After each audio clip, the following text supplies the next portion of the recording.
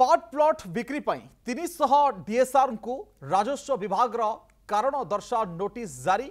Part plot बिक्री मामला रे कहीं विरोध में कार्यानुष्ठान नियाजिब नाही एक कथा दर्शेवा नोटिस पठाई विभाग। भूल काम पर विभाग पक्षर कार्यानुष्ठान आरंभ होईछि। गुड़ाए ऑफिसर जेल रे अछंती। राजधानी रे हेबाकु थिबा तहसीलदार कर्मशाला सरिले डिस्ट्रिक्ट सब रजिस्ट्रार कर्मशाला हेबो। स्मार्ट सर्विलांस रिपोर्ट आसुछि और नियमित कार्यानुष्ठान हेउछि बोली प्रतिक्रिया रखिछंती राजस्व मंत्री। कहिछंती जमी किणा बिकारे स्वच्छता आनिबा पई आईटी विभाग सहायता रे स्वतंत्र खसड़ा प्रस्तुत हेउछि। तेणु पार्ट प्लॉट बिक्री पई 300 डीएसआर को राजस्व विभाग कारण दर्शाओ नोटिस ए संपर्क में जारी करा जायछि। पार्ट प्लॉट बिक्री मामला रे कहीं विरोध में कार्यानुष्ठान नियाजिब नाही से कथा से कारण दर्शा नोटिस रे जणैबे एवं भूल काम पई विभाग पक्षरु कार्यानुष्ठान होईछि।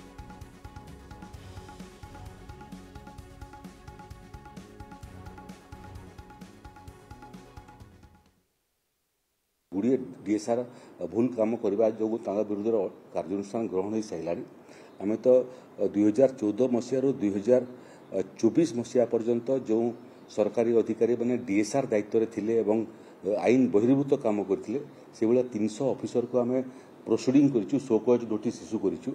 गुड़िए डीएसआर तो जेल रे अछंती। तेणु से काम करिवार जो ढंग जो से भूल काम करने सफल होती ताकू रोकवा टेक्नोलोजी व्यवहार करके आजिकल सब डीएसआर ऑफिस आम स्मार्ट सर्विलेंस सिस्टम तैयारी करूँ।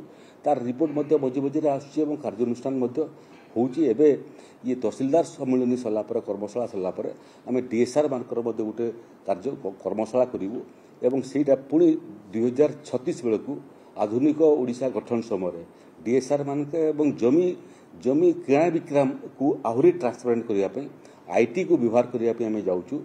जिते इनफर्मेशन टेक्नोलोजी आधुनिक कारीगरी कौशल व्यवहार हो पार से जगह भूल काम करने प्रेरित होता अधिकारी माने निवृत्त होगा बाध्य हे तार खसड़ा आम प्रस्तुत करूँ।